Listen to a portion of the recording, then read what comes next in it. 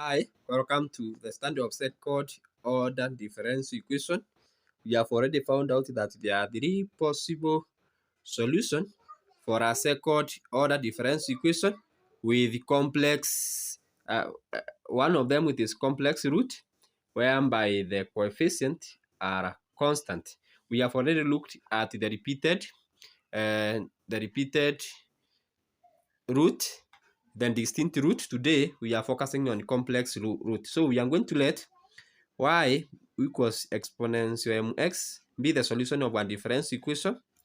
Then we are going to let m1 and m2 be the complex root of the resultant auxiliary equation, so that m1 is equal to alpha plus I beta, and m2 is equal to alpha minus I beta, whereby alpha and beta are a constant.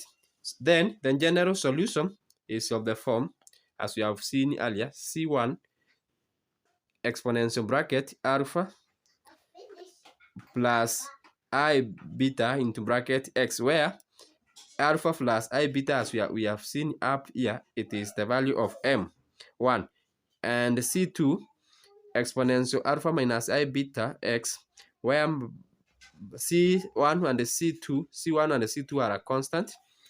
Then we can, the law of index, which tells us that if you have a power n plus b, this is the same as a power n multiplied by a power m.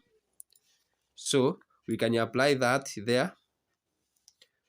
We can make use of this law of exponents to write this part here in terms of C1 exponential alpha x multiplied by I beta x, the second the same, C2 exponential alpha x multiplied by exponential negative beta x.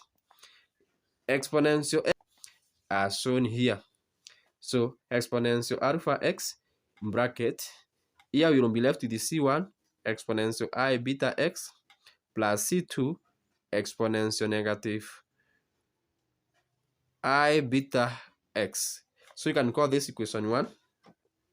Then we are going to apply Euler's formula to express exponential alpha x in terms of cos and sine. So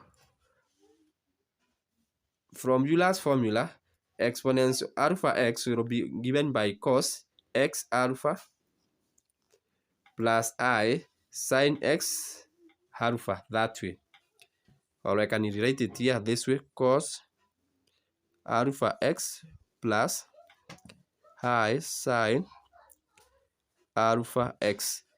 So that is the for exponential alpha beta, it will give us cos beta x plus I sine beta x using Euler's formula.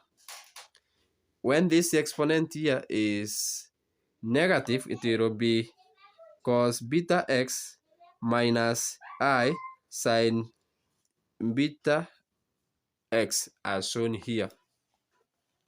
Then what we are going to do, we are going now to substitute in this equation 1 the value of exponential I beta x and the exponential negative y beta x in this equation in terms of cos beta x plus I sine beta x, and the other one cos beta x minus I sine beta x, to obtain the following. So instead of exponential beta x, the one which is up there, we shall have C1 cos on beta x plus I sine beta x close the brackets plus bracket C2 cos of beta x minus I sine on beta x. Now here we can group the terms with the beta x with the cos beta x. So we can factor cos beta x, the one here and the other one there, so that we have exponential alpha x in bracket cos beta x into bracket. Here you shall be left with the C1 plus, here we shall be left with C2 plus, here we factor the other part, we can factor I sine beta x. So we shall have, here we shall be left with C1, this C1 minus C2 into bracket I sine beta x.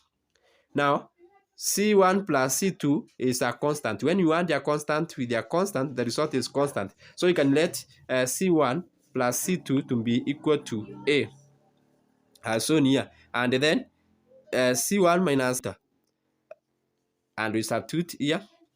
So y is equal to alpha x into bracket A cos beta x plus plus I and b. This is b, not beta, sine beta x. So this is the general solution of a second order,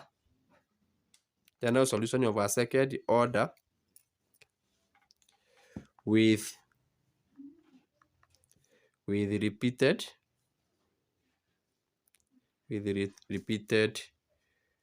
roots. So what I'm going to do, I'm going to provide the